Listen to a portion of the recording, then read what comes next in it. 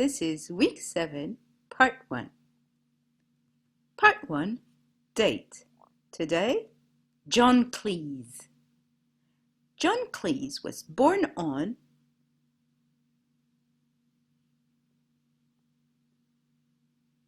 the 27th of October, 1939. Repeat, the 27th of October, 1939. John Cleese was born on the 27th of October, 1939. Part 1, question. On révise.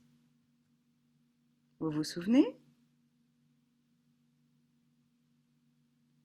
What time do you go to school?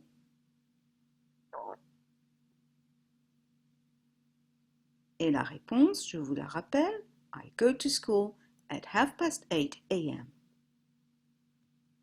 Part 1, correction. First, workbook number 3, pages 34 and 35. J'exprime des goûts. Observe. Quand Sarah parle des enfants qui se rendent dans l'usine de Willy Wonka, elle dit Mike really likes watching TV. Augustus just loves eating. Qu'expriment les verbes? Les verbes expriment les goûts. J'aime ou j'aime pas. Observe les compléments en bleu maintenant. Watching TV et eating. Qu'ont-ils en commun? Ils se terminent par ing. Décompose chacun d'eux. Watching TV, c'est watch, la base verbale, plus la terminaison ing, plus le nom TV. Eating, c'est eat, plus la terminaison ing. On déduit. Quand on veut parler d'une activité, on ajoute ing à l'infinitif. Ah, vous savez que j'aime pas trop quand on utilise infinitif, moi je préfère base verbale. Donc mettez BV comme ça au-dessus. Donc on ajoute ing à la base verbale du verbe correspondant. Ce verbe devient alors un nom, une sorte de nom. Hein. Quand on veut parler de nos goûts, on peut utiliser les verbes like ou love. Like, j'aime, love, j'adore.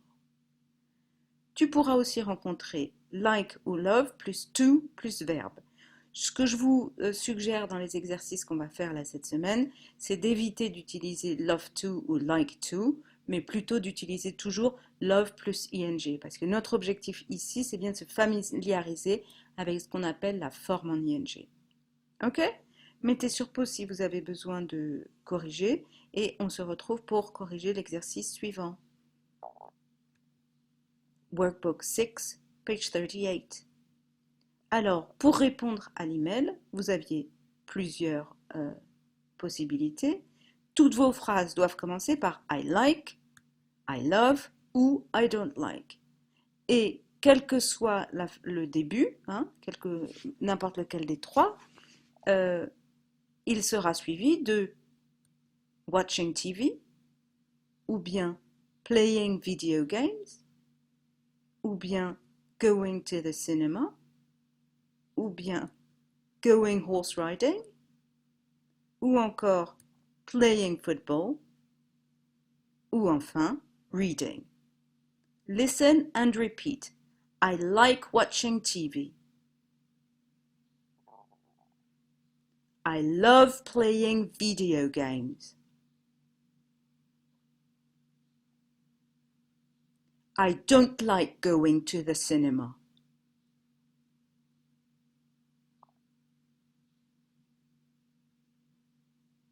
I like going horse riding.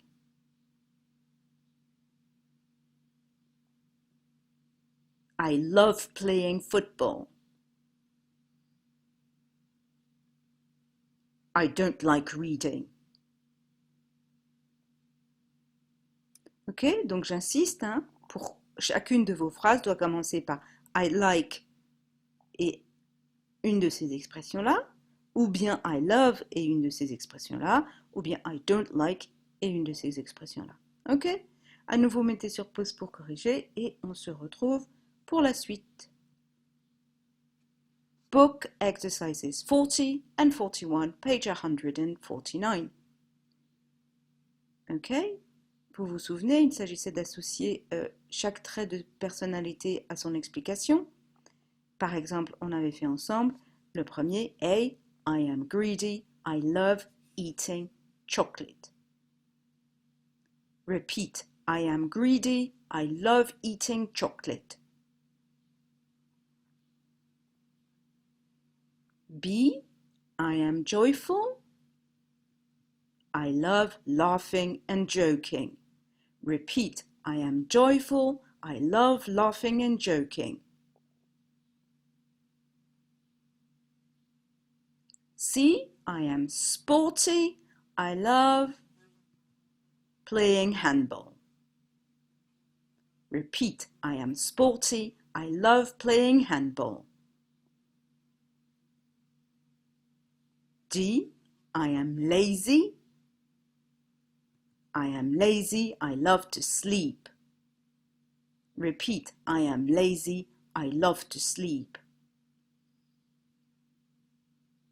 On aurait aussi pu mettre I am lazy, I love sleeping.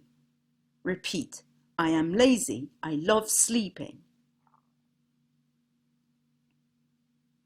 E, I'm a chatterbox, I love speaking. Repeat, I'm a chatterbox, I love speaking. Ok? Là, à nouveau, mettez sur pause si vous avez besoin de corriger tranquillou. Surtout, ne laissez pas de fautes dans votre cahier. Et on se retrouve très vite pour la suite. Oh! Exercise 41. Je l'avais oublié celui-là, dis donc. Il faut donc faire des questions. Il fallait faire des questions là. A. Do you like playing video games? Repeat. Do you like playing video games? B. Do you like watching Disney movies? Repeat. Do you like watching Disney movies? C. Do you like listening to rap music? Repeat. Do you like listening to rap music? D. Do you like playing football? Repeat. Do you like playing football?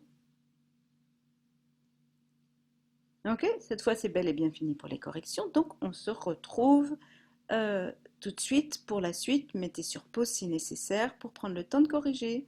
À tout de suite. Part 1, task.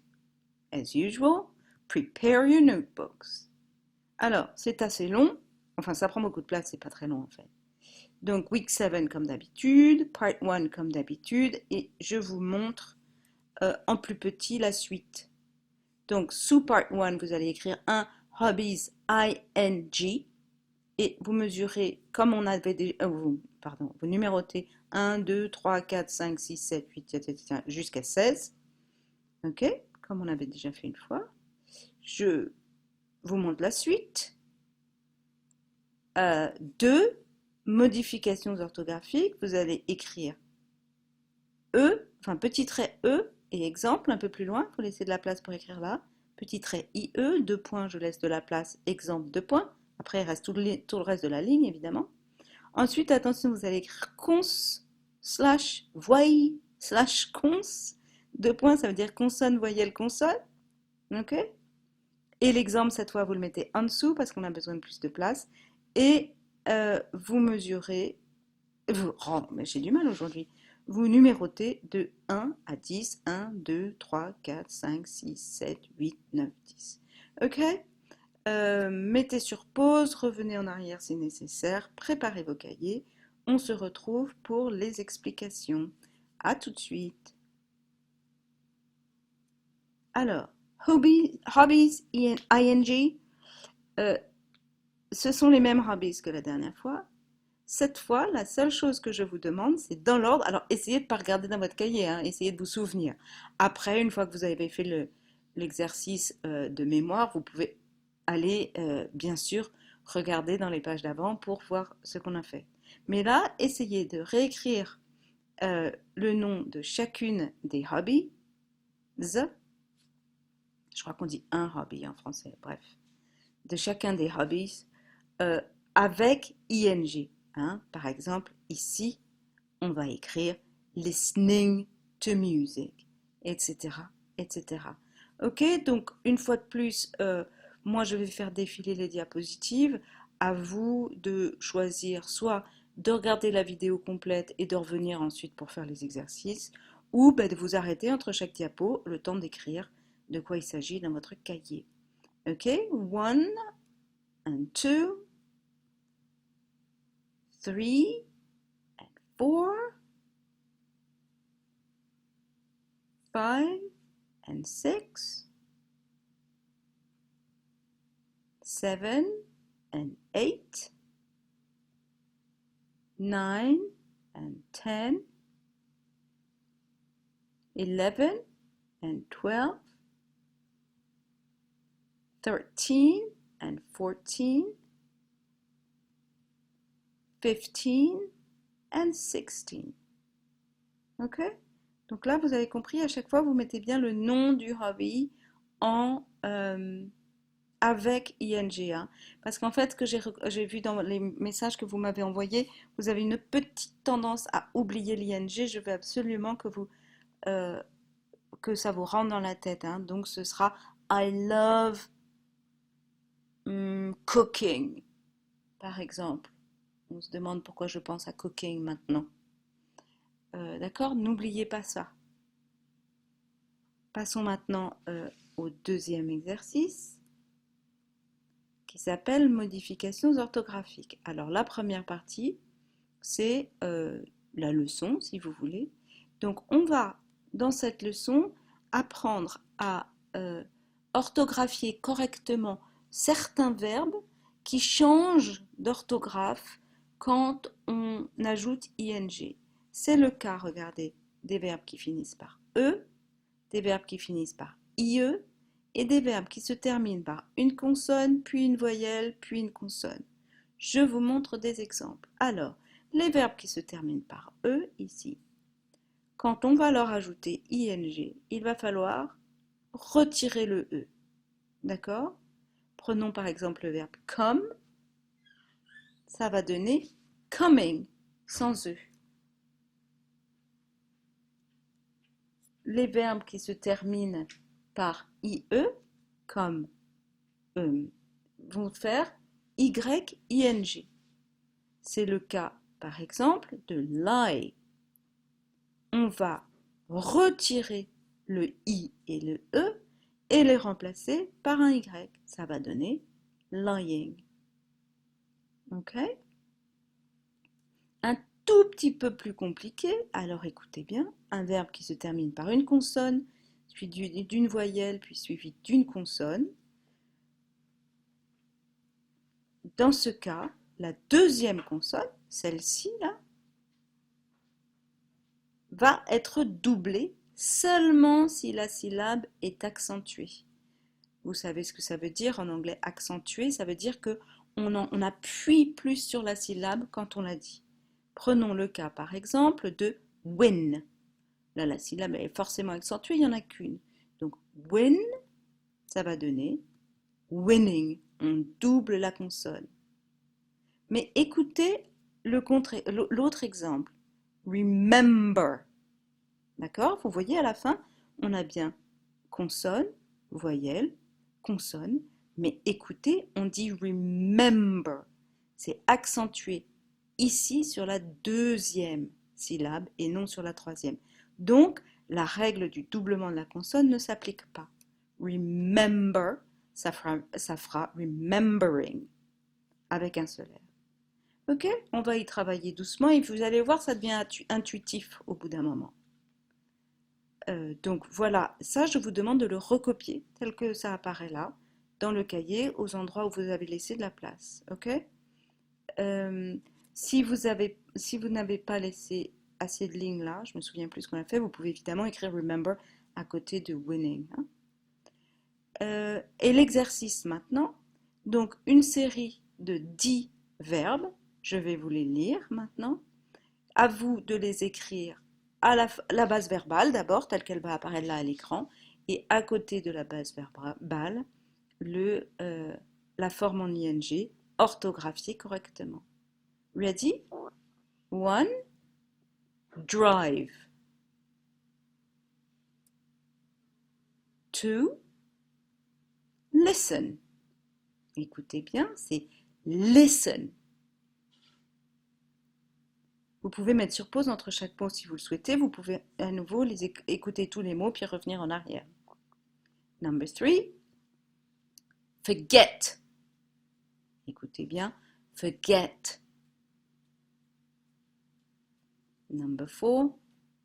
Écoutez bien à nouveau, begin. Begin. Number 5. Make. Number 6. Visit. Number 7. Tie. Number 8. Prefer. Prefer. Number 9. Stop. And number 10. Die. Ok, voilà, c'est tout pour aujourd'hui. Il ne me reste plus qu'à vous dire good luck. See you soon. Bye.